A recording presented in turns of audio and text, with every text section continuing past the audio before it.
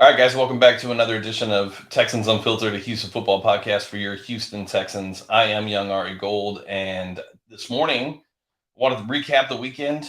Nice little divisional round weekend in the NFL. Tons of good football was played, which is great. I actually spent my entire weekend in classes to renew my real estate license. So from 8 to 5, Saturday and Sunday, I was in classes all day. But luckily, I had a TV in my office, so I got to watch all the games, which was great. Then I also want to talk about where the head coaching search stands as of right now, what we can expect over the next, I'd probably say 7 to 10 days. What Texans fans can expect from a news perspective, and then some other things as well. And then I'd like to update my top head coaching candidate, and it's changed a little bit. Kind of looking at things a little different, and having looked at some information and things that I've seen people provide and stuff like that. So wanted to go through that. I hope everybody had an amazing weekend. I hope all of you guys got to relax, enjoy the games, things of that nature.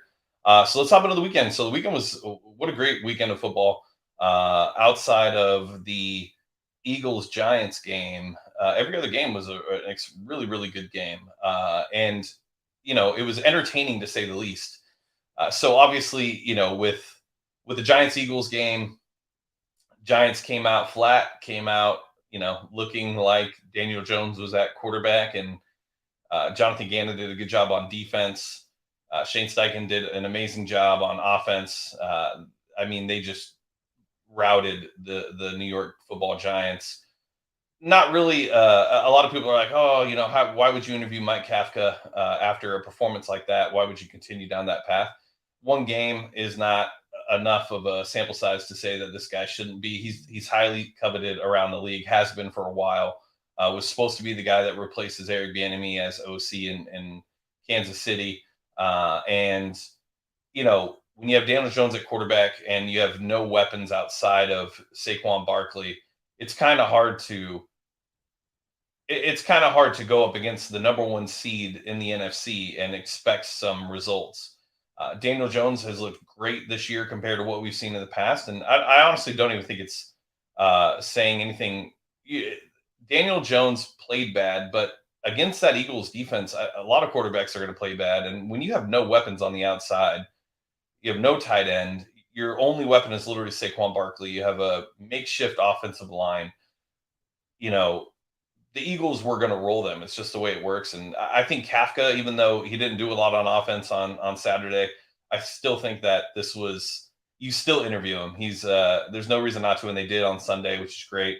But I definitely wouldn't say, hey, take him out of the candidate pool because of what happened Saturday. I don't think that makes much sense. But Eagles route the Giants.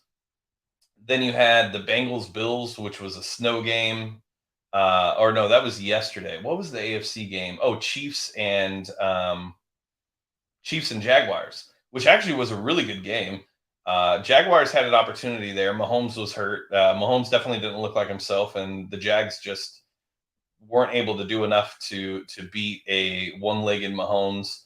That was an amazing game. And then yesterday's games were great as well. The snow game in Cincinnati or in Buffalo with the Bengals versus the Bills. Bengals just look like one of those teams in the AFC that are going to be here for a long time. And Joe Burrow, you can't say enough about him. Obviously, he has a ton of weapons, but at the end of the day, what the Bengals did on Sunday afternoon honestly it's surprising to an extent. And the Bills, ever since Brian Dable left, Josh Allen has not been the Josh Allen that most people have come to see. I mean, we're used to seeing Josh Allen make plays with his feet and his arm, and he's got such a great physically gifted arm. And since Dabble left, he's making some of those same mistakes he made his rookie year. One of the interceptions or fumbles yesterday there was another play his rookie year where he had something very similar where he shouldn't have thrown the ball, but he was trying to make a play. It's going to be interesting to watch. It's also interesting to think that Sean McDermott is the only defensive-minded head coach that was in the playoffs still, and they get bounced. Bills have an amazing team on both sides of the ball, and to lose like that, I think 3 years ago it was AFC championship. Last year it was conference championship. This year they lose in the divisional round, um, or whatever it was. They're definitely regressing. And for those Texans fans that are interested in a defensive minded head coach, something to definitely monitor. And then last night, watching the Cowboys lose, always a great way to end a Sunday night. Dak, honestly, I don't really understand the love for Dak. I think he's a good quarterback. I'd probably put him in the Kirk Cousins tier, but not a great quarterback. And Mike McCarthy, a good coach, but not a great coach. And then last night, you got to see what a great coach can do with a seventh round, last pick in the seventh round quarterback, just able to make enough plays to get like move on and play the next week. So interesting to see. D'Amico Ryans had a great game against the Cowboys offense. So definitely up. He's moving up the rankings for a lot of Texans fans, and I would say he's probably the number one candidate for most Texans fans. On Friday, I did a video talking about ensuring that the Texans are interviewing or considering D'Amico Ryans as head coach for the right reasons. And the right reasons mean because he is the guy that they believe in, not because it's going to spark the fan base. And it seemed to uh, create some conversation around, me thinking D'Amico isn't fit to be a head coach. That's not it at all. I do think D'Amico is ready to be a head coach. I think he'd be a great head coach. It was just more or less, I want to make sure that with what we've seen in the past from this fan base, that the decision is being made for football interest, not fan interest. And they have a lot of things they need to maneuver around given what's happened over the last 3 years. So to question the decision making, it makes total sense based on everything else that we've seen. But I wasn't saying that D'Amico shouldn't be a top candidate or wouldn't be a good candidate. It's just more or less that I wanted to make sure. I was just stating that I hope that the Texans are considering him because he is the right guy. So yeah, that's pretty much where we were at with the divisional round this weekend. Now with the Texans head coaching search and kind of where things stand. So all of their first round interviews were done. Kafka was interviewed on Sunday. D'Amico Ryans was interviewed on Friday. Sounds like it was a pretty long interview via Zoom for D'Amico Ryans and Cal McNair and Nick Caserio. So, great things. Lots of positives came out of that interview from everything that I've seen and read. It was said that he was not interested in the job. Now he's, seems to be the odds-on favorite to be the next head coach of the Houston Texans. I don't know if I'd put it that far yet, but it's good that they spent the amount of time that they did on Friday to figure out where they were going to go and get a good feeling for D'Amico and his coaching philosophy. Is they know him as a player, they don't know him as a coach, and it was good to see. So where we're at now, I believe that because all of the candidates outside of Mike Kafka, Jonathan Gannon, Shane Steichen, and D'Amico Ryans are all in the playoffs still. They cannot have their second interview until after January 30th. So today's the 25th. So it looks like Friday we might be able to see at least requests or see that second interviews are scheduled, but second interviews cannot happen Monday through Friday this week. So expect to see some news coming out over the next couple days. Probably some candidates that maybe the Texans are going to move off from, and we'll probably get some information on the Sean Payton stuff. I still think Sean Payton is a dark horse. I don't think he's somebody that the Texans are honestly considering. I could be completely wrong, but I think the draft capital is a bit risky for Nick Caserio and Cal McNair, given the depleted roster that they have to fill over the offseason. So I don't expect Sean Payton. Maybe he'll get a second interview, but I don't see it. I think the candidates in order right now, the way that it seems, is probably D'Amico, Gannon, Steichen, Kafka. If I had to rank them in where I believe the Texans would have them. And we'll find out later this week when second interviews are announced, kind of where things stand. But don't expect to have any decisions over the next 5 to 7 days. Probably will be after the conference round when we have an understanding on when who the next head coach of the Houston Texans is. So this week will be a lot more speculation. There'll be a lot more smoke around certain candidates and whoever their agents are leaking whatever information they can to local reporters and things of that nature. But it'll be interesting to see how this week goes. Want to switch to kind of where my head coaching candidate, like the top candidate, is now. Ben Johnson was the top candidate. Not a lot of people are like 1 year offensive coordinator. Yeah, but to watch what he did with the offense and what he did with Jared Goff, that offense was moving the ball. They looked extremely good this year. So Ben Johnson was definitely the top candidate. I've stated before, I want an offensive minded head coach. I think that is the way the league is moving. You can find really good defensive coordinators and give them empower them as defensive coordinators to really just run the defense and let the offensive minded head coach and the OC really get things moving on offense. I do think, like, if we look at the NFL and where things are at and the teams that are even in it now, offense is what is moving the NFL. It's what's keeping these top ranked teams in the conference round and continuing to move throughout the playoffs. And it just makes sense. I mean, it's what we've seen. We've seen this shift from, I think, early 2000s defense really was how you won in the NFL. Then 2010 and on, it's really been an offensive driven league. I still believe that offense is king when it comes to the NFL. We could probably see a shift again in the next couple of years. Who knows? But there's no reason to believe that offense shouldn't be the main priority for any team. And I would like to go offense. But I say that to say this. I do think D'Amico Ryans would be the best head coaching candidate. And a lot of it is because, for those that don't follow Harley Dugan on Twitter, he does an amazing job putting out the head coaching candidates coaching staff and who they could potentially be. And D'Amico has so many ties with so many offensive guys given his time in San Francisco. It's really interesting to see who he could potentially bring here on his staff.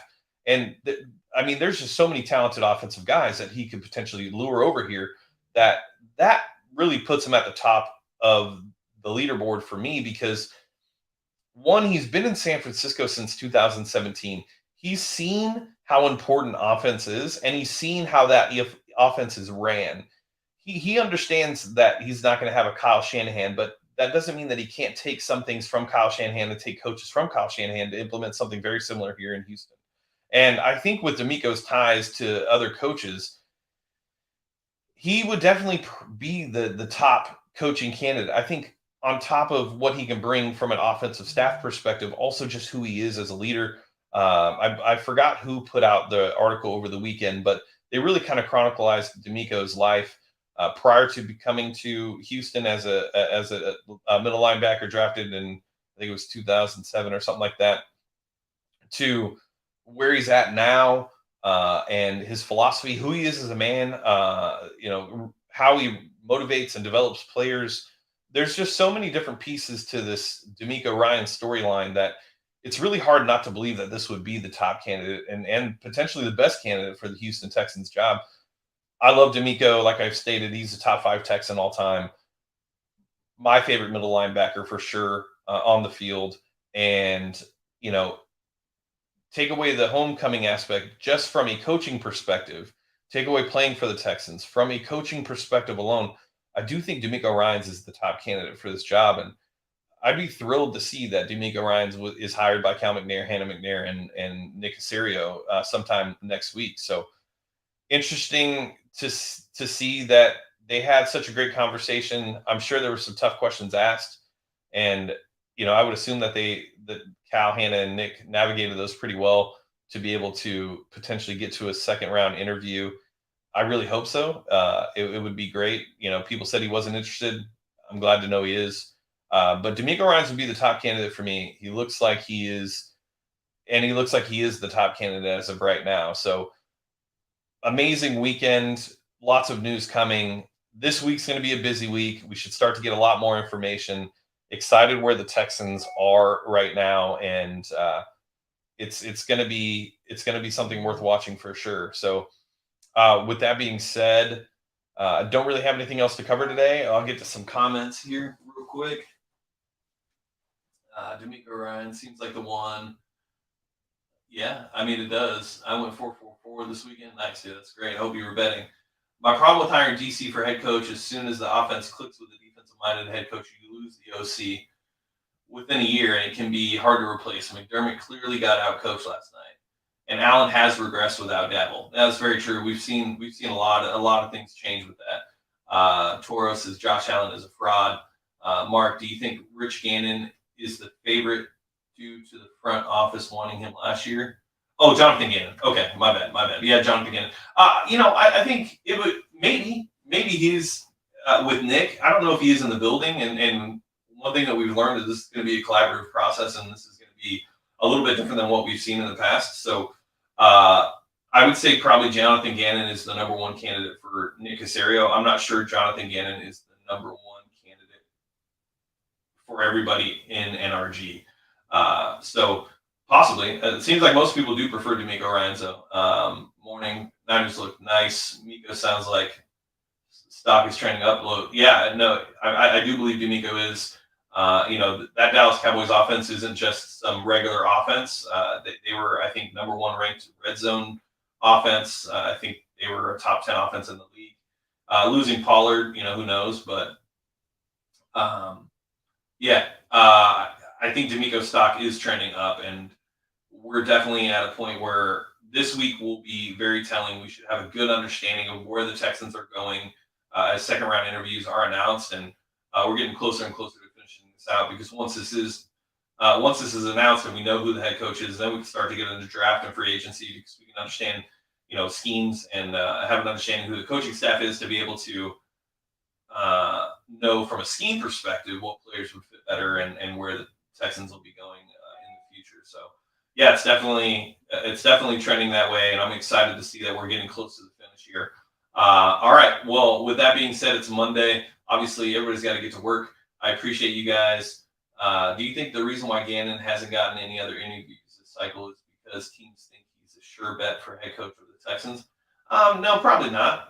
If a better team with a better opportunity wanted to interview Gannon and hire Gannon, I would assume they would do so. I don't think Gannon would care. You probably want to, if you're a head coach, you want to go to the best possible position you can to succeed. So I don't see that being the situation. To Nick, Gannon would be more of a collaborative effort. D'Amico would want more control. I don't know. Maybe D'Amico's also a first-time head coach, so he might lean on Caserio and his experience in New England to see what they could do together. But I don't expect that to be the case. I expect moving forward, honestly, there to be a full collaborative approach from everything that we're seeing out of NRG, and anything from the roster to upper management to schemes and coaches.